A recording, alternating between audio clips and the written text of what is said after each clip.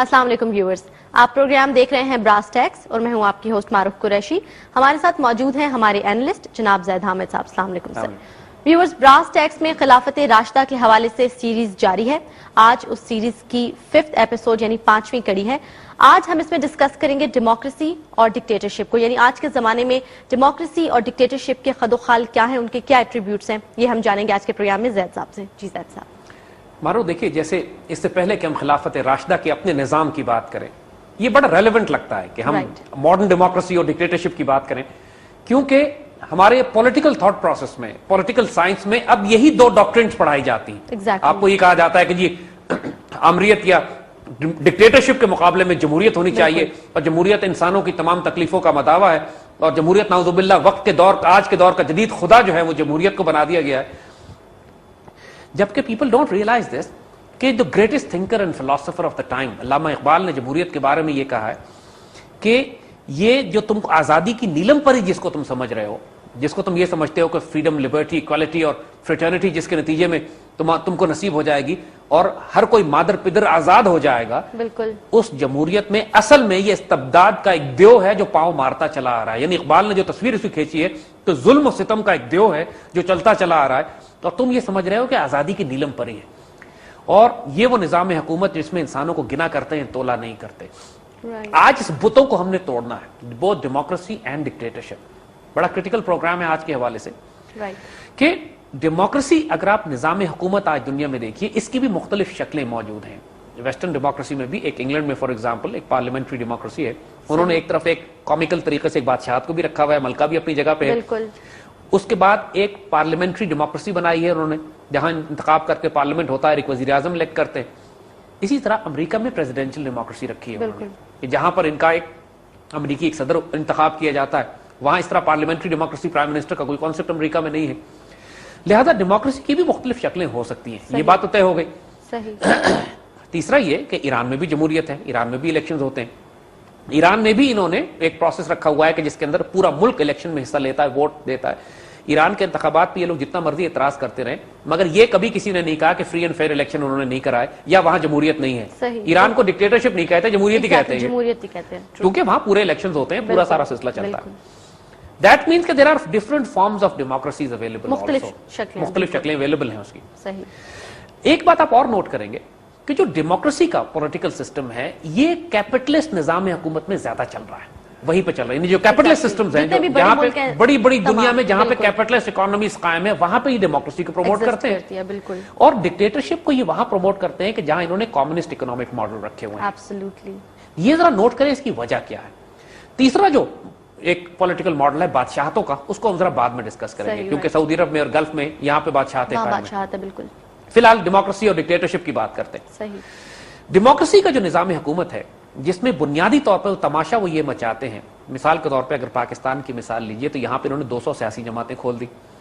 اور پاکستان جیسے ملک میں جب یہ ایک ویسٹرن کانسیپٹ کو امپلانٹ کرتے ہیں، لا کے ٹرانسپلانٹ کرتے ہیں، باہر سے لا کے ڈالتے ہیں، تو اس میں کئی 100 سیاسی جماعتیں کھولنے کے بعد، جو کہ علاقائی کوئی پابندی اور چیک ان پہ نہیں ہے، وہ علاقائی لیول پہ، لسانی لیول پہ، قبائلی لیول پہ، لٹرلی جس مرضی لیول پر آپ سیاسی جماعت چاہیں آپ رجسٹر کرا کے ایک طوفان بدتمیزی برپا کرتے ہیں.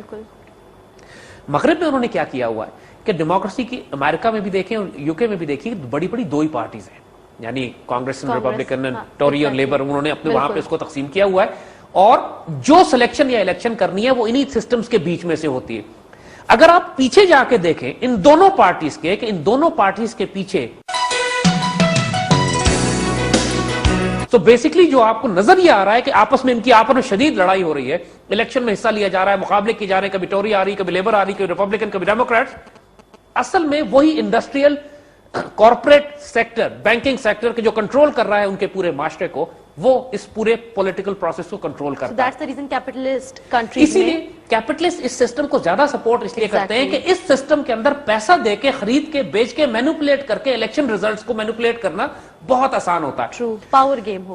اور چونکہ بڑا دنیا کا سب سے پاورفل میڈیا بھی کیپٹلسٹ سسٹمز کے پاس ہے، لہٰذا کمیونسٹ سسٹم کے پاس میڈیا تو نہیں ہے نا. دنیا کا جتنا میڈیا ہے وہ سارا کیپٹلسٹ سسٹم کے پاس ہے. وہ سسٹم جو ڈیموکریسی کو سو کالڈ پروموٹ کرتا ہے، تو یہ اپنی ڈیموکریٹک سسٹمز کو پروموٹ کرنے کے لیے, الیکشن پروسیس کو چینج کرنے کے لیے جو میڈیا کا یہ استعمال کرتے ہیں, جو پرسپشن مینجمنٹ ہے, weapons of mass deception WMDs, جو ان کے انسانوں کی ذہن سازی کے لیے جس طریقے سے میڈیا پہ یہ جھوٹ بولتے ہیں, جس طرح میڈیا پہ یہ ڈس انفارمیشن پھیلاتے ہیں, یہ اس ویسٹرن سویلائزیشن کا سب سے بڑا کمال یہی ہے کہ دنیا میں جس طرح یہ لوگوں کے ذہن تبدیل کر سکتے ہیں یوزنگ دیئر میس میڈیا, وہ اتنی پاورفل ان کی ایک کیپیبلٹی ہے. Brain washing practically state level پہ, گلوبل لیول پہ برین واشنگ, یعنی ان کی جو AFP اور AP اور رائٹرز اور یہ جو بڑی بڑی پریس ریلیزز ہیں, یہ بڑی بڑی نیوز ایجنسیز ہیں, ان کی ڈیلی کی آڈینس 1 ارب 2 ارب انسانوں تک ہے. یعنی پریکٹیکلی رائٹرز 1.5 ارب انسانوں کو ڈیلی انفلوئنس کر رہی ہے.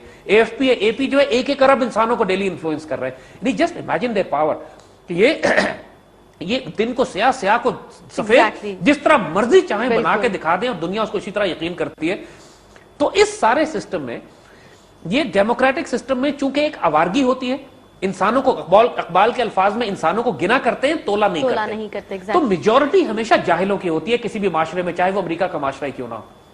جو سمجھدار وائز لوگ ہیں, پڑھے لکھے لوگ ہیں, وہ ہمیشہ تھوڑے ہوتے ہیں کسی معاشرے میں. جس PhDs آپ کسی بھی معاشرے میں دیکھ لیجئے تو وہ تھوڑے ہی ہوں گے نا. تو پرائمری لیول, سیکنڈری لیول پہ لوگ زیادہ ہوتے ہیں, PhD لیول پہ تھوڑے ہوتے ہیں. اسی طرح جس طرح آپ معاشرے میں اوپر اٹھتے چلے جائیے, پڑھے لکھے ایجوکیٹڈ اسپیشلسٹ لوگ تھوڑے ہوتے جاتے ہیں, اور ہجوم آبادی ہمیشہ کروڑوں میں اور لاکھوں میں زیادہ ہوتی ہے. پاکستان جیسے معاشرے کی اگر آپ مثال لیجئے تو یہاں پر جو جس طریقے سے سیاسی جماعتیں, جب آپ علاقائی لیول پہ, لسانیت لیول پہ, سب نیشنلزم کی بنیاد کے اوپر سیاسی جماعتیں جو چھوٹے چھوٹے علاقوں میں جن کا صرف انفلوئنس ہوتا ہے, اور جب کوئی پابندی اس بات پر نہیں ہوتی کہ باہر سے فنڈنگ ان کی کوئی آ رہی ہے یا نہیں آ رہی, 20 سیاسی جماعتیں پاکستان میں ایسی ہیں جن کی فنڈنگ کوئی انڈیا سے لے رہا ہے, کوئی امریکن سے لے رہا ہے, کوئی رشیا سے لے رہا ہے, اور ان کا ایجنڈا پاکستان کو توڑنے کا ہے. اوپن ایجنڈا ان کا یہ ہے پاکستان کو توڑنے کا. کوئی پختونستان بنانے کی بات کر رہا ہے, کوئی بلوچستان آزاد کرا رہا ہے, کوئی سندھ میں سندھو دیش بنا رہا ہے. یعنی یہ ڈیموکریسی ہمارے دشمنوں کو زیادہ سوٹ کرتی ہے پاکستان میں مسلط کرانا, ایسی انوائرمنٹ میں کہ جہاں پر کوئی اکاؤنٹیبلٹی نہیں ہے پولیٹیشنز کی, جہاں پر کوئی اکاؤنٹیبلٹی نہیں ہے پولیٹیکل پارٹیز کی. کسی سیاسی جماعت پاکستان میں اگر آپ مثال دیکھیے, not a single political party has internal elections. وہ ساری سیاسی جماعتیں جو پریکٹیکلی فیملی ڈائنیسٹیز ہیں, یعنی پہلے ہم بادشاہوں کا سنا کرتے تھے نا, Umayya dynasty, Abbasi dynasty, Usmani dynasty, اپنی خاندانی نظام میں وہ یہ ان سو کالڈ ڈیموکریٹک پارٹیز کے اندر بھی ڈائنیسٹیز ہیں. یعنی ایک اگر فرینکلی اسپیکنگ پاکستان پیپلز پارٹی بغیر بھٹو فیملی کے اس کو نکال دیجیے, پیپلز پارٹی ختم ہو جائے گی. آپ نواز شریف PMLN لے لیجیے, نواز شریف کو نکال دیجیے, PMLN ختم ہو جائے گی. یعنی in real sense these are not political parties, these are family dynasties, اور یہ ان کو کنٹرول کرتی. تو ڈیموکریسی کا تو ڈھکوسلا رہ گیا, دھوکہ رہ گیا اور فراڈ رہ گیا. نہ آپس میں اندر الیکشنز ہیں, نہ ان کی لیڈرشپ کو کوئی ریپلیس کر کے کوئی نیچے سے اٹھ سکتا. پھر یہ ہوتا ہے کہ کوئی اس سارے پروسیس میں جب آپ 10 15 20 پولیٹیکل پارٹیز بناتے ہیں ملک میں, یا اگر امریکہ میں بھی اور انگلینڈ میں بھی, تو جس آدمی کو انڈیپینڈنٹ تھاٹ کے ساتھ آنا ہوتا ہے وہ آ ہی نہیں سکتا جب تک ان سیاسی جماعتوں کے پورے کیڈرے کو چڑھ کے, سیڑھیوں کو چڑھ کے ان کے تھرو نہ آئے, ان کے اندر سے نہ اوپر اٹھے. لہذا جو آدمی ان سیاسی جماعتوں کو کنٹرول کرتے ہیں, جو ان کو فنڈنگ کرتے ہیں, جو مینج کرتے ہیں, کسی انڈیپینڈنٹ آدمی کو, انڈیپینڈنٹ فکر رکھنے والے انسان کو سیڑھی سے اوپر چڑھنے ہی نہیں دیتے, کیونکہ جب تک کہ وہ ان سیاسی جماعتوں کا ممبر نہیں بنے گا اور اس کے تھرو آہستہ آہستہ اوپر نہیں چڑھے گا. اور یہ سیاسی جماعتیں مینوپولیٹڈ ہیں, کنٹرولڈ ہیں, آئیڈیولوجیکلی ڈیفائنڈ ہیں, ایجنڈا چاہتے ہیں, اور ان کا فکسڈ ایجنڈا ہے کہ جو کہ کارپوریٹ انڈسٹریل بزنس امپائر جن کو کنٹرول کرتی ہے. بالکل اسی طرح, اسی لیے آپ دیکھیں گے کہ جارج گیلوے انگلینڈ میں ایک بالکل تیسری پارٹی بنا, جسٹس پارٹی بنائی اس نے انگلینڈ میں, اور وہ ایک ایسا آدمی ہے جو لٹرلی شکل سے جارج گیلوے انگریز لگتا ہے لیکن اندر سے مسلمان ہے.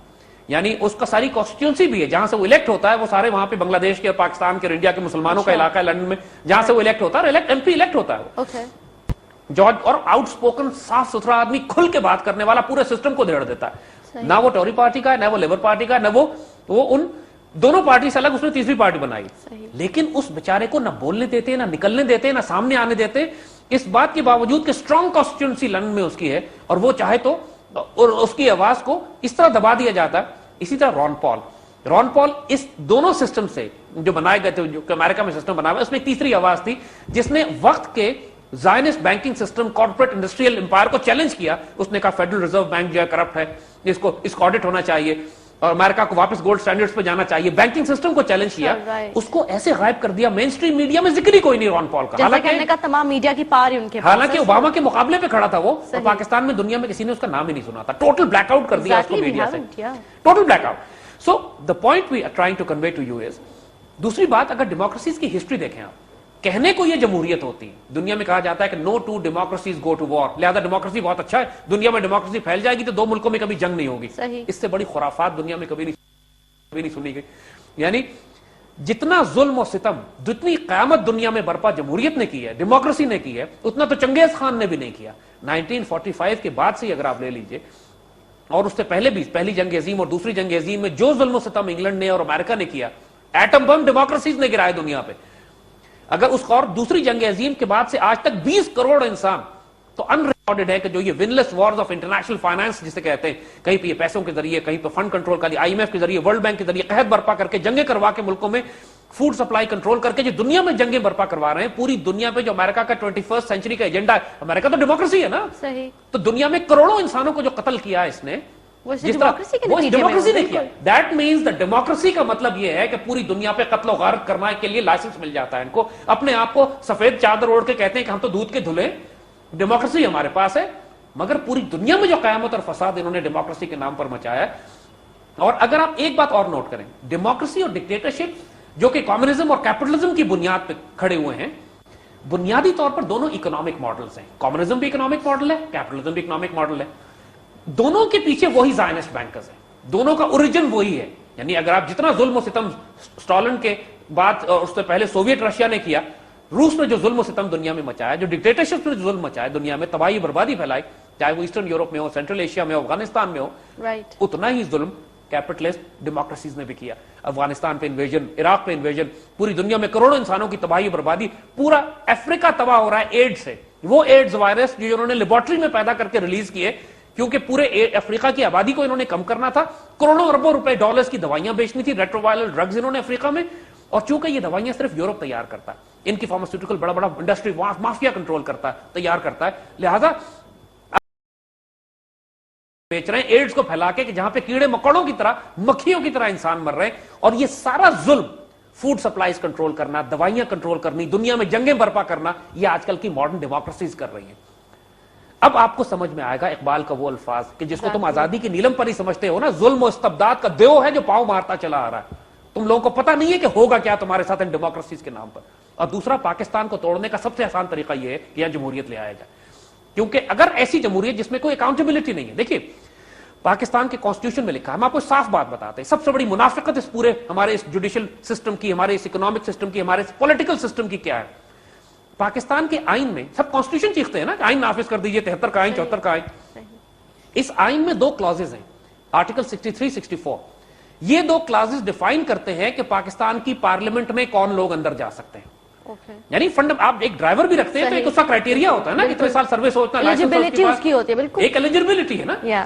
آپ کسی کمپنی کا ڈائریکٹر بھی لگاتے ہیں تو 50 انٹرویو کرنے کے بعد یہ تو پھر ایک ملک کا، یہ تو ملک چلانے کی بات ہو رہی ہے، وزراء بنیں گے، منسٹرز بنیں گے، کیبنٹ بنے گی، پرائم منسٹر بنے گا، صدر بنے گا، تو اس کے لیے ہمارے جو بڑے جنہوں نے کانسٹیٹیوشن بنایا اس کی ایک وزڈم رکھی، انہوں نے کیا کیا کہ آرٹیکل 63 اور 64 جو بنیادی طور پر اسلامک آئیڈیالوجی، اسلام کی نظریاتی تصورات کے اوپر مبنی کر کے رکھے گئے ہیں کہ پاکستان کی جمہوریت میں وہ آدمی پارلیمنٹ میں جا سکتا ہے جو ان شرائط کو پورا کرے، یعنی ان شرائط کو اگر پڑھیے اس کے مطابق 5 وقت کا نمازی ہو، کلمہ طیبہ، نماز، روزہ، حج، زکات پورا کرتا ہو، حرام نہ کھاتا ہو، بینکوں سے قرضے لے کے معاف نہ کرائے، وہ پاکستان اور اسلام کی آئیڈیالوجی پہ یقین رکھتا ہو، اس کی زندگی ناپاک، پلیت، حرام چیزوں سے ملوث نہ ہو، صاف ستھرا اچھا مسلمان ہو، متقی ہو، خلیفہ کا ایک امیج بنتا ہے، متقی ہو، یہ کرائٹیریا 63 اور 64 میں دیا ہوا۔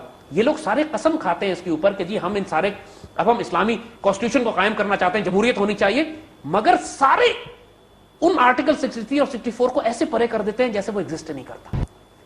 الیکشن کمیشن بھی اس کو نگاہ نہیں ڈالتی، اس کے اوپر کوئی چیلنج نہیں کرتا، کوئی پارٹی اس پہ بات نہیں کرتی۔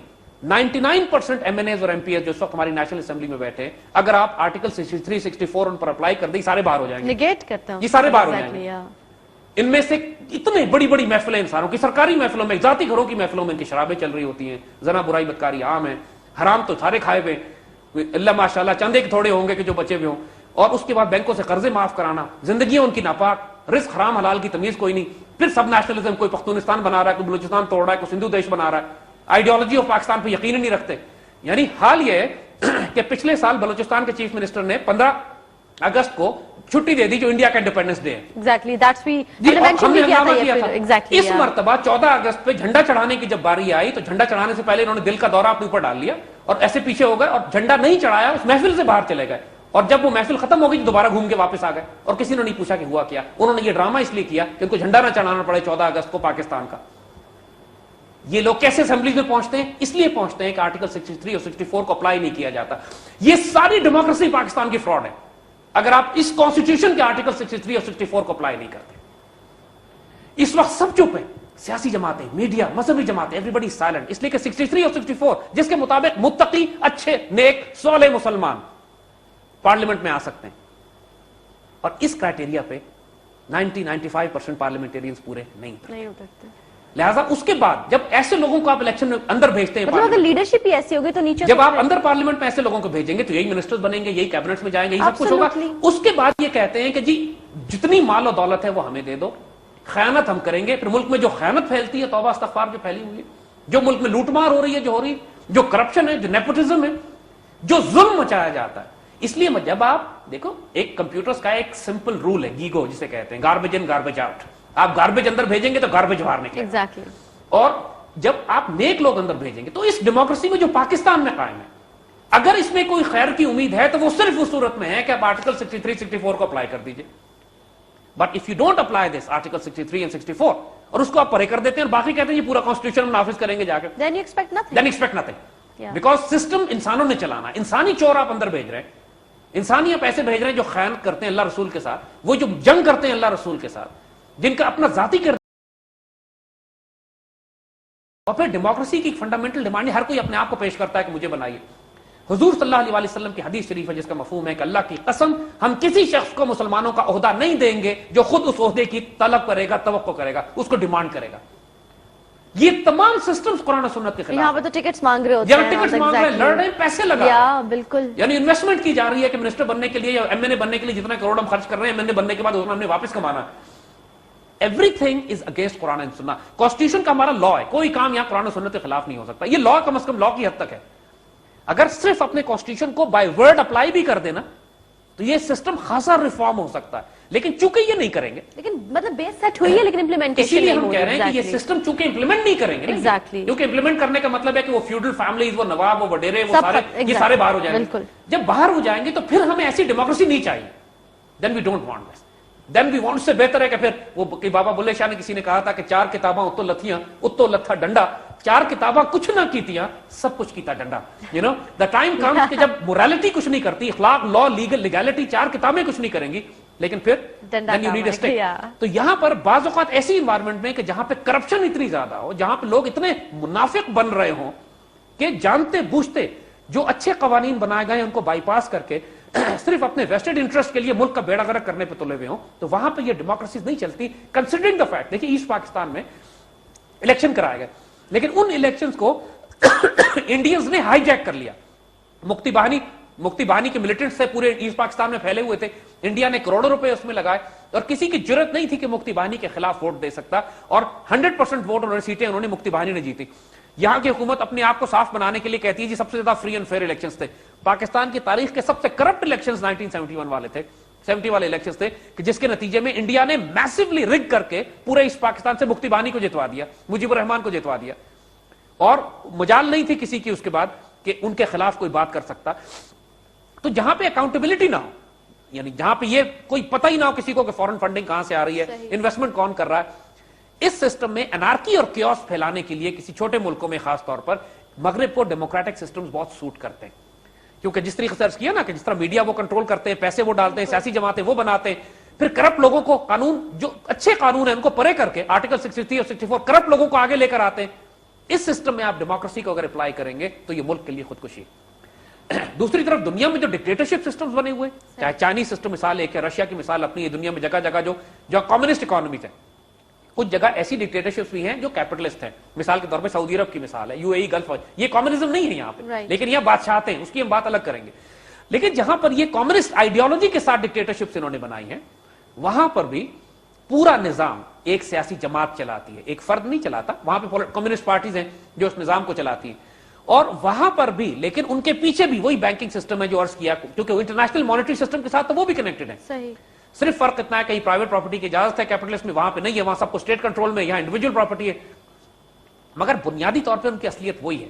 پوری دنیا میں اگر آپ ظلم و ستم دیکھیں جو کمیونسٹ سسٹم نے نافذ کیے ہیں, اس کی مثال چنگیز خان اور ہلاکو خان کے ظلم سے کم نہیں ہے.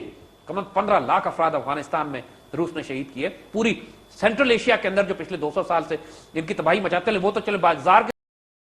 سوویت اسٹالن نے خود بذات خود روس کے اندر 1-2 کروڑ انسان تو روس کے اندر اسٹالن نے اور لینن نے اور ان کے بعد والے لوگوں نے مارے. چین کے اندر بھی بذات خود جو کچھ ظلم و ستم یہ اپنے لوگوں کے ساتھ کرتے ہیں, بتاتے نہیں, میڈیا میں باہر نہیں آتا, لیکن اس کے باوجود کم از کم ایک مضبوط نظام ہوتا ہے, کم از کم ایک سینٹرل کنٹرول ہوتا ہے, ایک پارٹی, ایک حکومت ہوتی ہے, گو کہ افراد کی انڈیویجول فریڈم کا بیڑا غرق ہو جاتا ہے. چائنا میں ایسا ظلم ہے کہ اگر دوسرا بچہ پیدا ہو جائے تو اس کو بچے کو مار دیتے ہیں. They actually kill the child. بالکل ایک barbaric ہے, بالکل ظلم شدت, استغفر اللہ العظیم. یعنی اور اسی طریقے سے جس طرح یہ اپنے لوگوں کو مارتے ہیں, جس طرح اپنے لوگوں کو لٹرلی انسان کو انسان نہیں سمجھتے, فیملیز میں سے بچے نکال کے لے جاتے ہیں. ہر کوئی اسٹیٹ کمیونسٹ معاشرے میں نہیں ہے, پریکٹیکلی کوئی انسانیت نہیں ہے, سب کچھ اسٹیٹ کا ہے, آپ کی اپنی ذاتی پراپرٹی, پرائیویٹ پراپرٹی. اب وہ آہستہ آہستہ کیپٹلزم کی طرف تو جا رہے ہیں, لیکن روحانیت کی اساس ان میں نہیں ہے. There is no spirituality in communist system also, چاہے وہ رشیا کا ہو چاہے وہ ان کا سسٹم ہو. رشیا بھی اب کیپٹلزم کی طرف جا رہا ہے سوویت یونین کے ٹوٹنے کے بعد. تو بات یہ ہے کہ یہ دونوں نظام دنیا نے بہت اچھی طریقے سے دیکھ لیے ہیں. We have seen these two systems. انہوں نے جو باقی دنیا کے ساتھ کیا ہے ہم نے وہ بھی دیکھ لیا. یعنی اگر کوئی شخص اس کے بعد یہ ایمفسائز کرے کہ نہیں جی دنیا کے لیے ڈیموکریسی بہت اچھا سسٹم ہے, تو اس سے بڑا جاہل اور کوئی نہیں ہوگا. کوئی کہے کہ کمیونزم بہت اچھا, کمیونزم جو کولیپس ہی ہو چکا ہے, کمیونزم از گون آلریڈی. ایگزیکٹلی دونوں ایک ہی سسٹم, ایک ہی سسٹم کی دو شکلیں, ایک ہی سسٹم کے دو مختلف نام ہیں. جو بادشاہتیں قائم ہیں یہاں پہ, جو سعودی عرب سے لے کے یو ای وغیرہ میں آپ دیکھتے ہیں, دنیا میں اور کسی جگہ پہ ایسا بادشاہتیں اس طرح کی قائم نہیں ہے. یہاں پر مطلق العنان حکمران ایک ہوتا ہے, جو بادشاہ نے کہہ دیا وہی قانون بن گیا. دیر از نو. لیکن انہوں نے کیا کیا ہوا ہے کہ ان بادشاہتوں کے ساتھ کہ ایک سسٹم انہوں نے کیپٹلسٹ رکھا ہے, یعنی کھلی مارکیٹ ہے, فری مارکیٹ ہے, آپ اس کے اندر تجارت کر سکتے ہیں. کمیونزم نہیں ہے ایسا. مگر اگر بادشاہ ظالم ہے تو پھر پورا نظام ظالم ہو جاتا ہے, اگر بادشاہ اچھا ہے تو پورا نظام ٹھیک ہونا شروع ہو جاتا ہے. اس میں یہ ڈیپینڈنس ہوتی ہے, یہ پرابلم ہوتی ہے کیونکہ بادشاہ کسی قانون کے تحت نہیں ہے, بادشاہ کی جو مرضی ہے وہ کرے گا. تو اچھا انسان آ گیا تو اچھا سسٹم بنا لے گا, برا انسان آ گیا تو برا سسٹم بنا لے گا.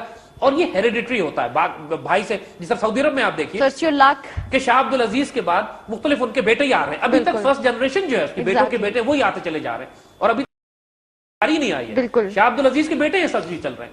ایک بھائی سے دوسرا بھائی سے تیسرا بھائی کی طرف بات جاتی ہے, کوئی اچھا آ جاتا ہے کوئی برا آ جاتا ہے, جو بھی آتا ہے سسٹم ان کا ویسے ہی چلتا ہے جیسے ہے. لیکن انسانیت کی تاریخ میں اگر آپ انسان کی تاریخ دیکھیے 10,000 سال کی, تو جو سسٹم سب سے زیادہ چلا ہے وہ بادشاہتوں کا ہی ہے. یعنی آپ سلیمان علیہ السلام میں بھی قرآن نے جو سلیمان علیہ السلام کا ذکر کیا تو کم از کم 7-8 ہزار سال پہلے کی بات ہے.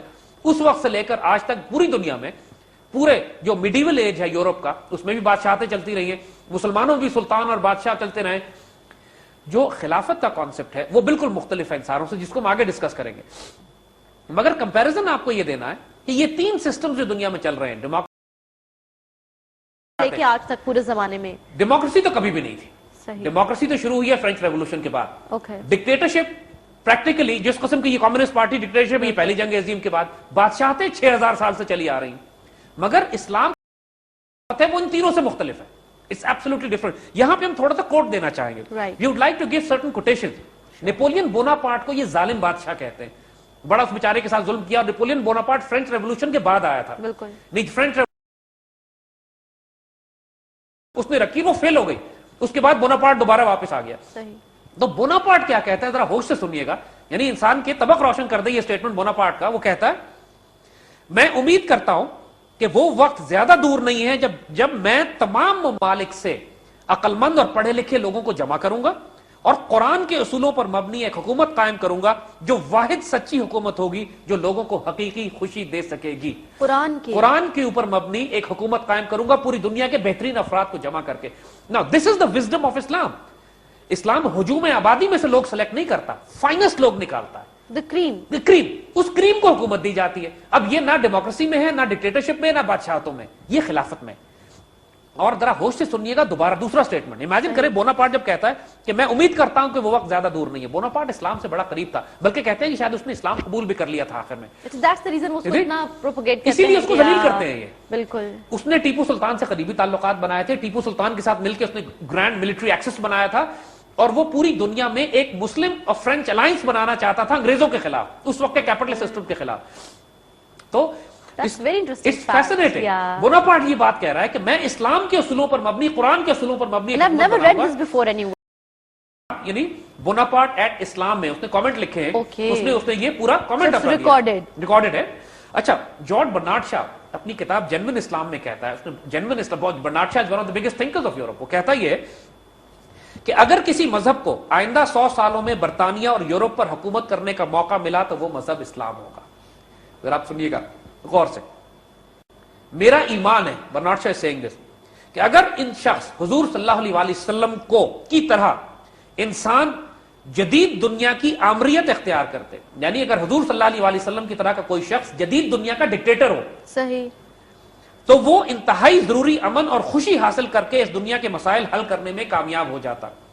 میں محمد صلی اللہ علیہ وآلہ وسلم کے مذہب اسلام کے بارے میں یقین سے کہہ سکتا ہوں کہ یہ کل کے یورپ کے لیے بھی قابل قبول ہوگا, جیسا کہ یہ آج کے یورپ کے لیے قابل قبول ہونا شروع. یہ کہہ رہا ہے کہ اگر حضور صلی اللہ علیہ وآلہ وسلم کی طرح کا کوئی شخص دنیا کی ڈکٹیٹرشپ اختیار میں کر آتا ہے, لے, ایگزیکٹلی, یعنی وہ ڈکٹیٹرشپ کو تو ایکسپٹ کر رہا ہے برنارڈ شاہ, مگر کہہ رہا ہے کہ ڈکٹیٹر حضور کی طرح ہونا چاہیے, بالکل, جن کی مرضی چلے. اگر اس جیسا بادشاہ ہے, اس جیسے کوئی حکمران ہے, تو پھر دنیا میں خیر ہی خیر ہے. دیکھیے یہاں پر ہم ایگزیکٹ ڈفرنس دیں گے کہ علامہ اقبال نے بادشاہت کو ریجیکٹ کیا. علامہ اقبال نے کہا کہ جو ملوکیت ہے, یہ بادشاہت ہے, اسلام کے روح کے عین خلاف ہے, اس کو تو بالکل ریجیکٹ کیا. ڈیموکریسی کو رد کیا کہ یہ ڈیموکریسی تو بالکل ہی ظلم اور استبداد کا دیو ہے جو پاؤں مارتا چلا آ رہا ہے. انہوں نے ڈکٹیٹرشپ کو ریجیکٹ کیا کہ چنگیزی کو تو ہم قبول ہی نہیں کر سکتے. اقبال نے اس کے کانسیپٹ میں جو کانسیپٹ دیے, جس کو وہ اسپرچول ڈیموکریسی کہتے ہیں یا بیناولنٹ ڈکٹیٹرشپ کہتے ہیں, اور یہ دو تصورات ہیں کہ جو اصل میں خلافت کی روح ہے. اقبال نے نام جدید اصطلاحیں استعمال کی ہیں. دا کانسیپٹ از خلافت, یہ کانسیپٹ از بیناولنٹ. اسپرچول ڈیموکریسی کا مطلب ہے کہ آپ اگر الیکٹ کرنا چاہتے ہیں تو ایسے لوگ الیکٹ کریں جو پاکستان کے آرٹیکل 63-64 کے مطابق معاشرے کے خوبصورت ترین, متقی ترین لوگ ہوں. پھر آپ جمہوریت چلائیے, جمہوریت ٹھیک چلے گی. ایسے جس طریقے سے آج ہوتا ہے ایسے کریں گے تو تباہی. اور اگر آپ ڈکٹیٹرشپ لانا چاہتے ہیں تو ایسا ڈکٹیٹر جیسے جارج برنارڈ شاہ نے کہا ہے کہ حضور صلی اللہ علیہ وسلم کی سنت میں چلنے والا کوئی شخص اگر دنیا کی ڈکٹیٹرشپ اختیار کر لے گا تو پوری دنیا میں امن آئے گا. سو نہ ڈکٹیٹرشپ بری ہے, نہ ڈیموکریسی بری ہے. ڈیموکریسی اگر اسپرچول ڈیموکریسی ہو اور ڈکٹیٹرشپ اگر بیناولنٹ ہو اور ان دونوں کو جوڑ دے, اس کا نام خلافت ہے, جو ہم اگلے پروگرام میں تھینک یو زید صاحب. آج کے پروگرام میں ویورز براس ٹیکس کی I would say rather very special episode, کچھ کوٹیشنز جو آپ نے کوٹ کی دے were very interesting. Zaid sahab thank you very much for that once again. Viewers یہیں پہ براس ٹیکس کی ایپیسوڈ ختم ہوتی ہے. ہم نے یہاں پر ڈکٹیٹرشپ اور ڈیموکریسی اور ساتھ ساتھ ڈائنیسٹیز کا بھی جو فرق تھا وہ ہم نے واضح کرنے کی کوشش کی, اور تھوڑا سا آپ کو یہ بھی بتانے کی کوشش کی ہے کہ ان تینوں نظاموں کے پیچھے کون لوگ ہیں اور ان کا کیا ایجنڈا ہے. اسپیسیفکلی پاکستان کے اندر بھی ڈیموکریسی کے اوپر ہم نے یہاں پہ بات کی, لیکن جیسا کہ زید صاحب نے کہا کہ خلافت راشدہ کے حوالے سے چونکہ یہ سلسلہ جاری ہے, اس میں مزید ہم گفتگو کریں گے لیکن براس ٹیکس کی آنے والی ایپیسوڈز میں. تب تک کے لیے اجازت دیجیے گا. اللہ حافظ.